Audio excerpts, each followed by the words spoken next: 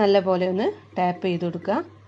ഇനി സിം ഫ്ലെയിമിൽ 10 minute pre heat ചെയ്ത നോൺ സ്റ്റിക്കിൻ്റെ ഇതൊരു പാത്രത്തിൽ റിങ് വെച്ച് കൊടുത്തിട്ടുണ്ട്.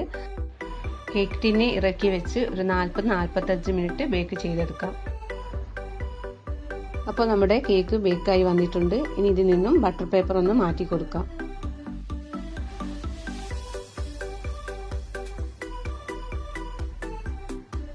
ഇപ്പോൾ പെർഫെക്റ്റ് ആയിട്ടുള്ള റെഡ് വെൽവെറ്റ് കേക്ക് റെഡി ആയിട്ടുണ്ട്. അപ്പോൾ എല്ലാവരും ഒന്ന് ട്രൈ ചെയ്ത് നോക്കുക. വീഡിയോ ഇഷ്ടപ്പെട്ടാൽ ലൈക്ക് ചെയ്യുക, ഷെയർ ചെയ്യുക. ചാനൽ സബ്സ്ക്രൈബ് ചെയ്യാത്തവർ ഒന്ന് സബ്സ്ക്രൈബ് ചെയ്ത് സപ്പോർട്ട് ചെയ്യുക. Thank you.